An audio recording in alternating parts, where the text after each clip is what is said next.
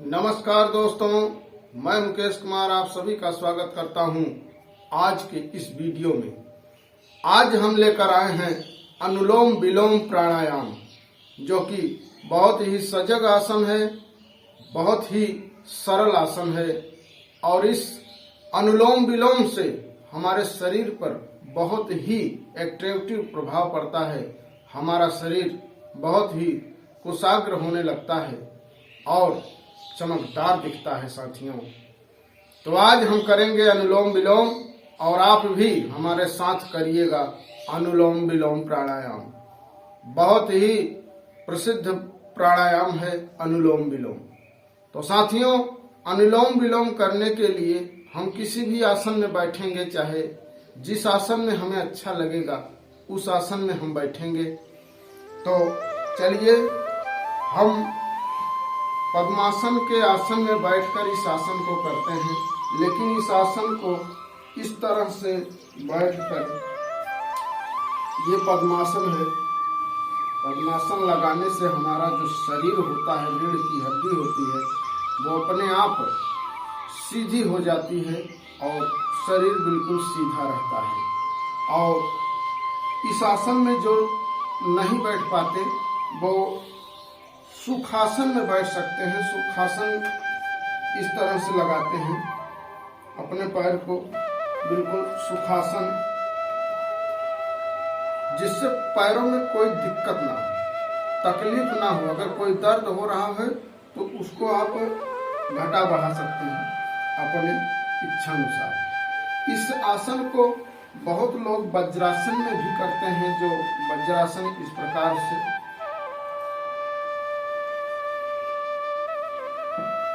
उसी पे बैठ के वज्रासन की स्थिति बना के भी इस आसन को किया जाता है। तो हम इसे करेंगे पद्मासन में, ये तो हम आपको बता रहे थे। हम इस आसन को हम पद्मासन में आ जाते हैं। इस तरह से हम दोनों पैरों को फैलाकर दाहिने पैर को बाएं पैर के जगह पे और बाएं पैर के उठाकर इस प्रकार इस जंघे पर दाहिने पर रखकर बिल्कुल सीधा हो जाएंगे। और मैं ज्ञान मुद्रा में इसका अभ्यास करता हूँ, तो आप भी ज्ञान मुद्रा में करें। ज्ञान मुद्रा लगाने के लिए अपने अंगूठे को इस तर्जनी उंगली पर इस प्रकार से रखकर और बाकी तीनों उंगलियों को, मध्यिका, अनामिका और कनिष्ठिका को बिल्कुल सीधा रखना है। ये चक्र की तरह गोला बनाकर ये ज्ञान मुद्रा है। और इस हाथ से, दाहिने हाथ से मैं दाहिने नाक को दबाकर बाएं से श्वास को अंदर खींचूंगा जितना हो सकेगा। बहुत दबाव और जबरदस्ती नहीं करना है। उसके बाद बाएं नाक के छिद्र को अपनी तर्जनी और अनामिका उंगली और कनिष्ठिका उंगली से इस प्रकार रोकेंगे सांस को और अंतः कुंभक करेंगे। अंतः कुंभक करने के बाद दाहिने अंगूठे को छोड़कर इससे अपनी वायु को जो हमने खींचा है उसको निकाल देंगे। एक नाक से सांस को अंदर खींचना है और दूसरे से निकालना है। पहले पूरक करना है, तब रेचक करना है और बीच में हम करेंगे अंतः कुंभक। ये आगे हम बताएंगे कि किसको अंतः कुंभक करना है, किसको नहीं करना है। तो चलिए पहले हम करते हैं अनुलोम विलोम प्राणायाम। तो हमने इस रेडी कर लिया इस हाथ को, बाएं हाथ को ज्ञान मुद्रा में। अब दाहिने हाथ से हम दबाते हैं दाहिने नाक के छिद्र को और सांस को अंदर खींचते हैं। बिल्कुल आराम से खींचना है सांस को और अपने पूरे फेफड़े को वायु से भर देना है जितना हो सकेगा। उसके बाद अनामिका और कनिष्ठिका से इस प्रकार से इस छिद्र को बंद कर लेंगे और अंतः कुंभक करेंगे। दोनों छिद्र बंद हैं, जबरदस्ती नहीं करना है, दबाव जो दे रहे हैं वो जबरदस्ती नहीं होना है, जितना हो सके बस। उसके बाद दाहिने अंगूठे को छोड़कर इस नाक से बाहर पूरी वायु को निकालेंगे। जैसे ही पूरी वायु निकल जाती है बाहर, वैसे ही पुनः अब इसी नाक से हमें पूरक करना है, वायु को अंदर खींचना है।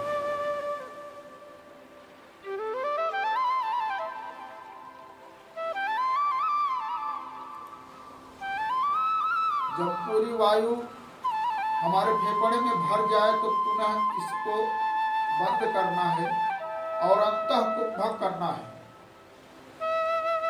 थोड़ी देर रोकेंगे। जितना टाइम में हमने सांस को अंदर लिया उससे थोड़ा सा अधिक समय लेकर अंतःकुंभक करेंगे और बाएं नाक के छिद्र से वायु को बाहर निकाल देंगे। नेत्र को बंद रखेंगे जिससे हमें एकाग्रता मिलती है। पूरी वायु को बाहर निकालने में जितने समय में हम वायु को अंदर खींचते हैं उससे ज्यादा समय थोड़ा सा लेंगे अंतःकुंभक में और उससे भी ज्यादा समय वायु को छोड़ने में हम लगाएंगे। 1:2:4 का अनुपात होना चाहिए अनुलोम विलोम में, लेकिन धीरे धीरे आप इसका प्रयास जब करेंगे तब हो पाएगा। तो अनुलोम विलोम अनुलोम विलोम अनुलोम विलोम, यानी इस नाक से हमने वायु को अंदर खींचा, पूरक किया। अंदर जब सांस जाती है तो उसे कहते हैं पूरक करना। पूरक किया और दोनों अंगुलियों से अनामिका और कनिष्ठिका से बंद करके अंतःकुंभक किया। अंतःकुंभक हो गया। अब इस तरह से इसे छोड़कर वायु को बाहर निकालने में ज्यादा समय लगाएंगे तो शरीर के लिए और भी फायदेमंद होता है।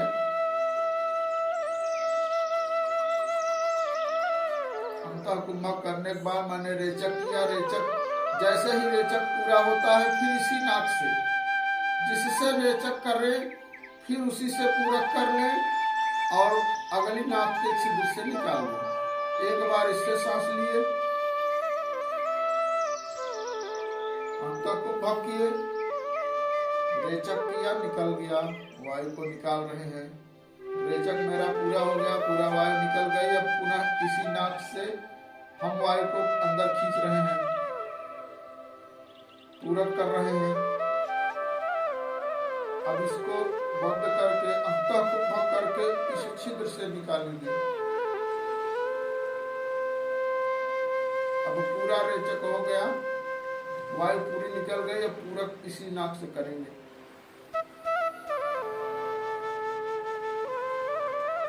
बंद करके अंतःकुंभक करेंगे, फिर इससे नाक के छिद्र से बाहर निकालेंगे। जिस नाक के छिद्र से रेचक करें उसी से पूरक करना है। और इसको उल्टा पलटी करके आप नए हैं तो थोड़ी देर करें, 2 मिनट, 1 मिनट, 5 मिनट, और धीरे धीरे इसको बढ़ाकर आप 5 मिनट, 10 मिनट भी कर सकते हैं। तो साथियों, इसी प्रकार से इस आसन को करें और इस आसन को जब आप करेंगे तो आप देखेंगे कि आपकी जो शरीर की मांसपेशियां हर जगह फैली हुई हैं उनमें काफी सारा खिंचाव धीरे धीरे बढ़ेगा और ब्लड सर्कुलेशन बहुत तेजी से भागेगा। आपका शरीर स्वस्थ रहेगा। और इस आसन को करने से जो हमारी सुषुम्ना नाड़ी है, सुषुम्ना, उसमें काफी सारा प्रभाव पड़ता है जो हमारे पूरे शरीर को नियंत्रित करता है और हमारे शरीर के रक्त प्रवाह को भी सामान्य करता है और हम स्वस्थ रहते हैं। इस आसन को करने से हमें बहुत ही लाभ होता है। इससे हमारे जो फेफड़े हैं उनमें पूरी वायु भर जाती है और वो पूरे अपना जोश से काम करते हैं।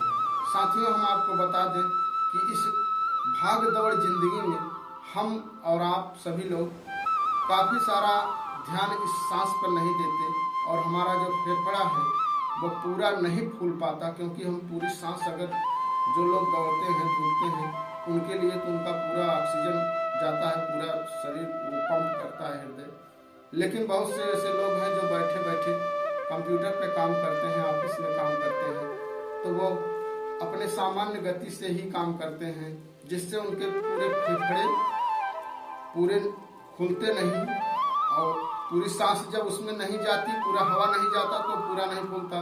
जैसे ट्यूब होता है, ट्यूब में अगर थोड़ा सा लचक रहता है, अगर कम वायु रहती है तो चरचरा के उसमें दिक्कत होने लगती है, वो पंचर हो जाता है। उसी तरह से ये भी है कि अगर इस आसन को हम करते हैं प्राणायाम को, तो हमारे जो फेफड़े हैं उनमें पूरी वायु भरती है और वो पूरी रूप से सक्रिय रहते हैं अपने कार्य को करने के लिए।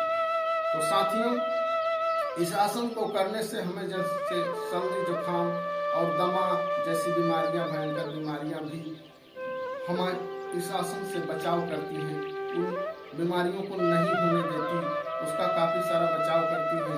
हमारा हृदय बिल्कुल स्वस्थ रहता है, हमारा पाचन शक्ति जो होता है वो मजबूत रहता है और हमारे जो शरीर की सारी नसें हैं उनमें रक्त प्रवाह सामान्य हो जाता है और हमें काफ़ी सारा हल्कापन महसूस होने लगता है और शरीर के हर एक अंग में इसका प्रभाव पड़ता है साथियों।